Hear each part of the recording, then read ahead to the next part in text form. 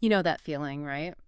When a project just seems to drag on, taking weeks longer than you budgeted for. Yeah. Or maybe you're trying to hire for a key role and, well, the experienced folks, they seem to have vanished. Mm-hmm.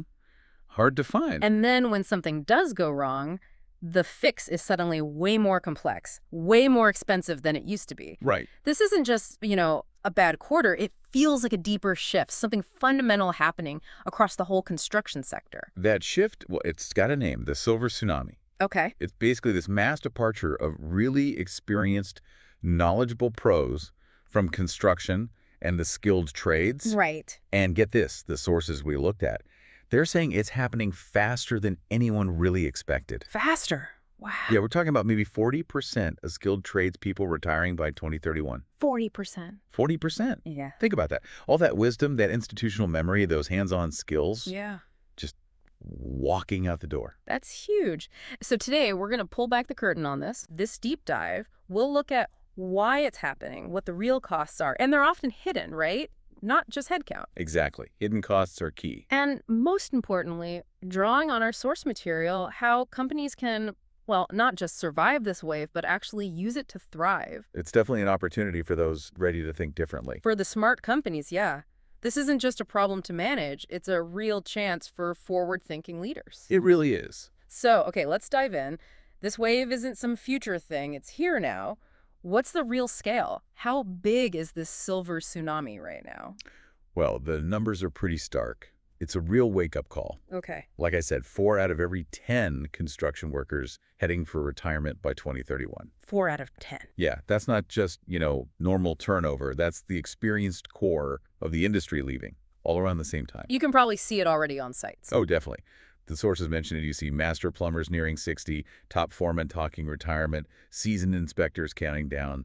That knowledge is just draining away. And why construction specifically? You hear so much about automation, AI, solving labor issues in other sectors. Why is construction different? That's such a critical point. Construction really stands apart here. How so? Well, think about tech, finance, even healthcare. They can often use AI or automate tasks to fill gaps, right? Sure. But construction, it's fundamentally physical. Mm-hmm. The source material puts it bluntly. You can't automate a foundation. You can't AI a roof. Huh, right. No chatbot for welding. Exactly. You can't chatbot a weld. This industry needs skilled humans, people with judgment, hands-on expertise, problem-solving skills on the spot. So every retirement isn't just an empty chair? No, it's potentially an unfinished home, maybe an unsafe bridge, vital infrastructure not getting built. Which means construction can't just, tech its way out of this. Precisely. It needs a human solution. You can't just throw software at this problem. That really puts it in perspective. Okay, so what about the hard numbers? Where are we on this timeline? The data paints a clear picture. The median age for construction workers, 42.5. That's higher than a lot of national averages. Okay, older workforce. Yeah, and significantly so. Get this, 22% of the entire construction labor force is already over 55. Wow, nearly a quarter. Right. Now compare that to new blood coming in. The percentage of young workers, say under 25, entering the trades, it barely moved. Went from 9% in 2015 to just 10.8% in 2022. So not nearly enough to replace the ones leaving. Not even close. And it leaves us with this staggering gap. Yeah. Nearly 500,000 more open jobs than qualified workers to fill them. 500,000. That imbalance isn't just making the crisis worse, it's accelerating it, pushing it past a tipping point. Those numbers are really something. And it's not just about losing bodies, right? It's the day-to-day impact on the business. How does this actually play out on the ground? It sends ripples, dangerous ripples, through the whole operation. Like what? Well, first, you often see quality control dip. That leads to rework, failed inspections, all costly. Right, rework kills profits. Exactly. Then schedule certainty just evaporates. Yeah. Projects drag, delays pile up. Which damages customer trust. Big time. Bad reviews, lost referrals. Your reputation takes a hit. And all of that hammers your profit margins. And I bet the best workers are the hardest hit. That's the devastating part. The people hardest to replace, your best electricians, top supervisors, veteran framers, experienced site supers, they're often the first ones out the door. Leaving a massive hole. An exponentially harder hole to fill, yeah. So for someone listening who isn't maybe directly in construction, they might think, okay, interesting, but why should I care? Right. This ripple effect touches everyone, doesn't it? It absolutely does. Because it fundamentally impacts the world we live in. How so? Think about the safety of the bridges you drive over, the reliability of the power to your home, the quality of the house you live in, the schools, the hospitals. All built by these folks. Exactly. When quality slips, or projects get delayed endlessly, or costs shoot up because there aren't enough skilled workers, it affects everyone. Safety, cost, basic functionality of society. Okay, so the wave is definitely here, but you mentioned the invisible drain, this idea of ghost processes and invisible knowledge.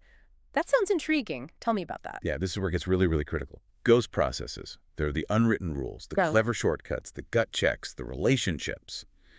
All the stuff that's essential for how work actually gets done, but it's nowhere in the manual. The real secret sauce. Kind of. Yeah. Our sources call it the real foundation of your business. And think about this. Formal training.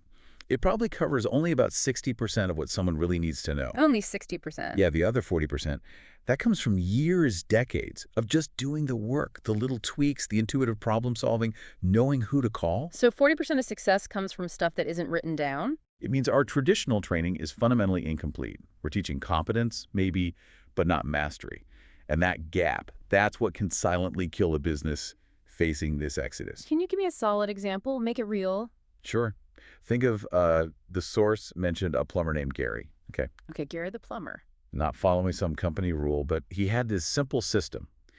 Used green spray paint to mark exactly where nail plates needed to go in the wall. To protect the pipes from drywall screws. Exactly. Saved thousands in potential damage, avoided failed inspections. Simple. Unwritten. Genius. And he taught his apprentice that way. That's the invisible stuff. Right. And it falls into like 3 buckets. Technical skills, the what? Relational knowledge, the how, like dealing with tricky inspectors or suppliers. And cultural wisdom, the why. Why we do things this way. And a why is probably the least likely to be written down. Almost never. But it's crucial for deep understanding, for real problem solving. So beyond these processes, there's another invisible element. The puppet masters. Who are these people? Yeah, great term. These are the folks who might not have the fancy title, but they're the quiet leaders. The fixers. Go-to people. Exactly. The ones everyone turns to when the official process breaks down, which, let's be honest, happens. All the time. They've earned their authority. It wasn't just assigned. Our sources call them unofficial commanders. Okay. When they leave, it leaves this huge vacuum, not just of tasks, but of leadership, direction. It really exposes if you haven't prepared that next person up. And what's lost specifically? Judgment, born from experience, that knack for anticipating problems before they happen, spotting disasters brewing. You just can't train that from a manual. No substitute for decades on the job. None. So how do companies actually find this invisible knowledge, identify these puppet masters before it's too late? You got to become a ghost hunter, seriously. Okay, ghost hunter, what does that involve? Get out on the job sites. Observe what your best people do that isn't written down. Ask questions, but like non-judgmentally. Hey, who does everyone go to when they're really stuck? Or what happens here that's not on the official checklist? Exactly. Then capture it, record it, write it down, make quick visual guides, anything. And finding the puppet masters. Watch the dynamics. Team meetings, who do people look at even if they're quiet? Group chats, who actually answers the tough questions? Ask supervisors directly. If you were out unexpectedly, who would you trust to keep things running smoothly? And quietness doesn't mean lack of influence. Not at all. Often the opposite. They're the quiet architects. Okay, so you find them, you identify the knowledge. How do you get them to share? I mean, some veterans might feel undervalued, maybe hesitant to give away their secrets. That's a very real concern. You can't just rely on goodwill. Right. Companies need to incentivize it, Right. both financially and non-financially. Like what? Well, financial could be straightforward mentorship bonuses, maybe paying them for time spent training. Okay. But don't underestimate the power of respect and recognition. Honorary titles, master craftsman, senior mentor, public shout-outs for their contributions, elevating their status. It gives them pride, makes passing on their legacy feel like an honor, not a chore. Honoring their journey. Makes sense. It's acknowledging the value of what they're giving. Okay, so this all ties into making construction attractive again, right? Making it cool. There's been this bias for decades pushing kids away from trades. What's the root of that branding problem? Oh, it's deep. For like 30 years, the dominant message has been college is the only way. Yeah, I remember that push. Trades got framed as plan B, a fallback, Sometimes even, sadly, as a sign you couldn't make it in academics. And in the industry itself, maybe didn't help. Partly, yeah. Didn't always showcase its heroes, the innovation, the pride in the work effectively. Our sources say it's kind of lazy to just say, this generation doesn't want to work. Why lazy? Because they listened. They heard the loudest voices saying trades are just hard, dirty, low-paying jobs. A dead end. So we kind of created this problem. In a way, yeah. But here's the interesting part. By devaluing the trades culturally, we've accidentally made them incredibly valuable economically for those willing to buck the trend. An arbitrage opportunity. Interesting way to put it. So if that's the old wrong narrative, what do young workers actually want today? What attracts them? It boils down to three core things, really. And construction can offer all of them. Okay, what are they? First, purpose. They want work that feels meaningful, actually building things, shaping the physical world. That's tangible purpose. Right, you can point to it. Exactly. Second, pride. Doing work they can genuinely show off. Craftsmanship they're proud of, like, Instagram-worthy results. Social media-ready life. Sort of, yeah. And third, critically, prosperity. Good earning potential without crushing student debt.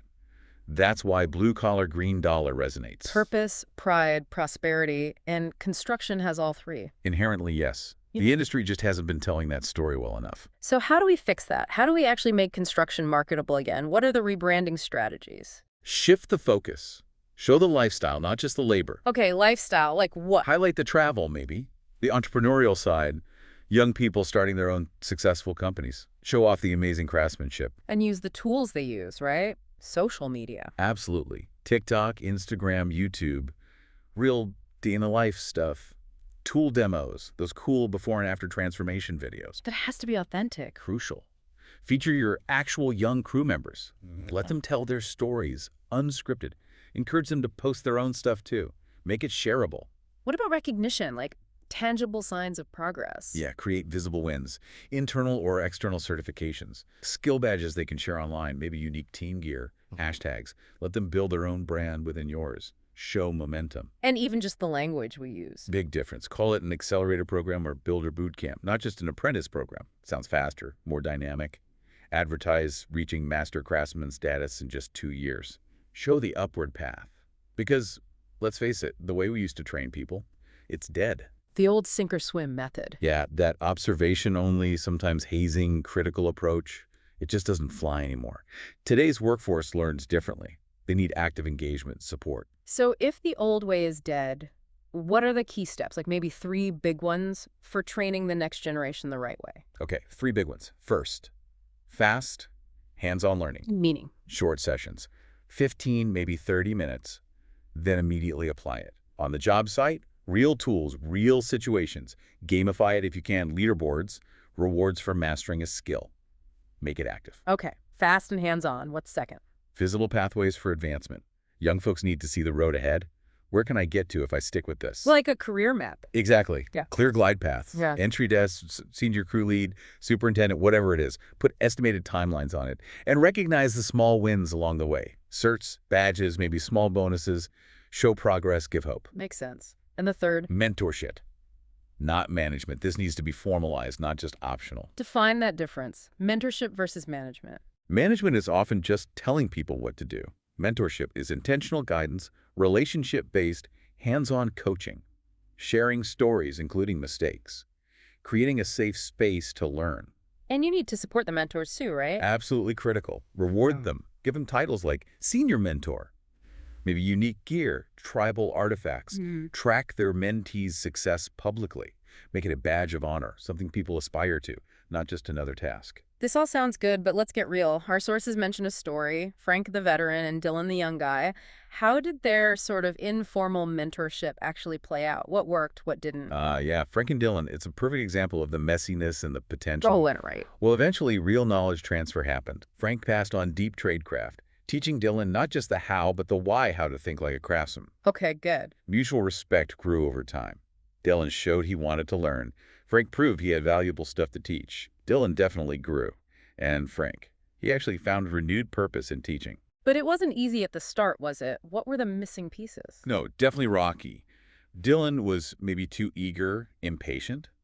Frank was kind of resigned, initially, led to friction, inefficiency, And no formal structure. very little formal training, lots of learning the hard way through mistakes, unspoken tensions too, youth versus experience, speed versus method. What could they have done differently?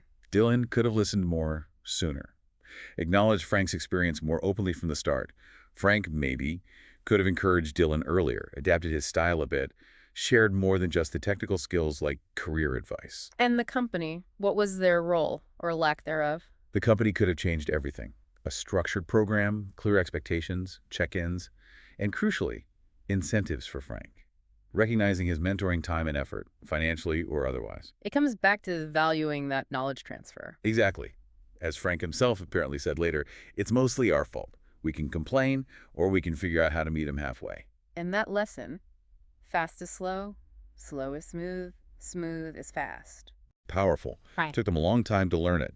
Intentional, patient mentoring feels slow, but it builds real, lasting skill and efficiency, much faster in the long run.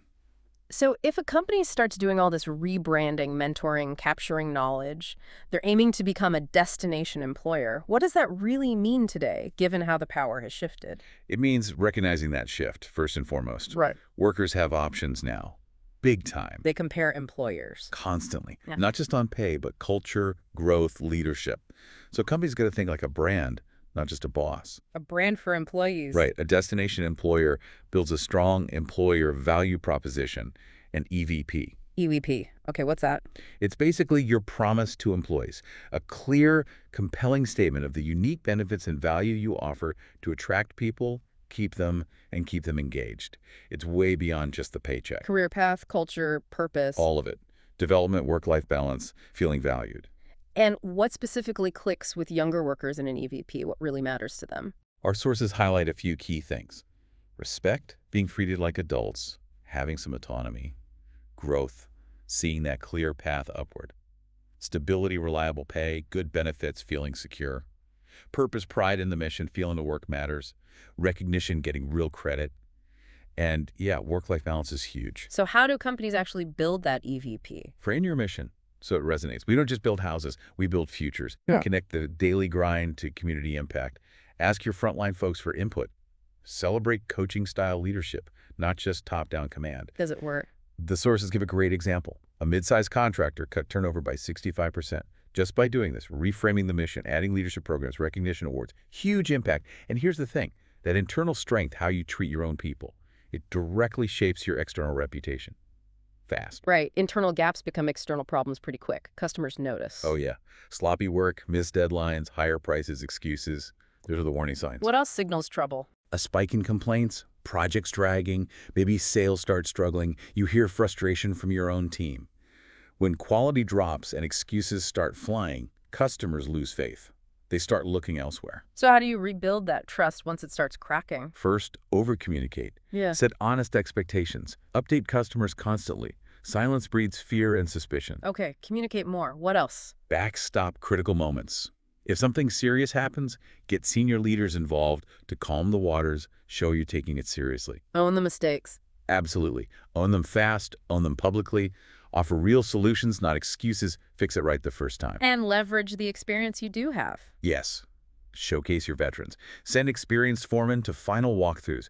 Publicly promote their years of expertise. Build a firewall of positivity. Actively gather testimonials. Share success stories. Spotlight good reviews. There was that example of the remodeling firm. Yeah, they faced a potential PR disaster, right? They met angry customers personally, launched this whole Pride and Craft campaign, turned the whole thing around, built incredible loyalty. It shows it can be done. Okay, so we've got the diagnosis, the hidden costs, strategies for attracting, training, retaining, rebuilding reputation. Let's talk action plan. What's the blueprint for actually navigating this? A 12-month plan. Right, the blueprint. Yeah. And the core message here really is action over hope. Waiting, analyzing forever. That's how companies drown in this. Move first, move smart. Exactly. So the plan we've distilled breaks down into 3 main phases over about 12 months. Okay, phase 1, what's the focus? Phase 1, stabilize and diagnose. Months 1 to 3, roughly. The goal here is find the cracks before they become canyons. How? Do a deep workforce audit. Who's over 55? Where are those ghost processes? Who are the hidden leaders, the puppet masters? What are your succession gaps? Start capturing the most critical knowledge now. Story sessions with veterans, filming basic skills, quick checklists. And look outwards, too. Yep. Assess your brand health. Secret shop your own hiring process. Dig into online reviews. Understand how you're perceived. The motto for Phase 1 is, know your risks, know your people, know your gaps. Okay, diagnosis done. Phase 2. Phase 2, capture and build. Months 4 through 8. Now the mission is stop the bleeding and start rebuilding your talent pipeline. What does that look like? Formalize those mentorship chains. Pair veterans with mentees, give them simple guides. Launch that Skills Accelerator program, fast-track training, heavy focus on safety and quality from day one. Rebrand your recruiting, lifestyle marketing, social media, real stories. And crucially, reward the sharing. Has to happen. Bonuses for mentors, public recognition, make sharing expertise valuable and visible. The motto for Phase 2, capture, train, inspire. Right. Building momentum. Phase 3, months 9 to 12. Phase 3, accelerate and future-proof. This is about locking in the gains and pushing towards real leadership. How do you do that? Offer phased retirement options. Keep that knowledge transfer going right up until they leave. Smooth handover. Create a living knowledge library, one central, accessible place for all the captured wisdom. Videos, SOPs, guides. And shout about your progress. Loudly. Rebuild your reputation actively. Post testimonials, win awards, showcase your expertise. Become known for building careers, not just buildings. And finally, review and reset. Assess the wins, the challenges. Plan for year 2. Continuous improvement. The motto, honor the past, build the future. So there it is, the Silver Tsunami. It's a huge challenge, no question. Massive. But what we've seen from the source material is a clear path forward. It's about seeing it early, grabbing that vital knowledge, building better bridges between the generations, and really solidifying your reputation inside and out. Absolutely. The industry is changing. The workforce is changing. The companies that don't just adapt but actually embrace these changes, they won't just survive. They'll be the ones defining the future of construction. So the final thought to leave you with, what does it really look like to build a legacy? One that goes beyond just concrete and steel and invests deeply in the lives and careers of that next generation. Something to think about.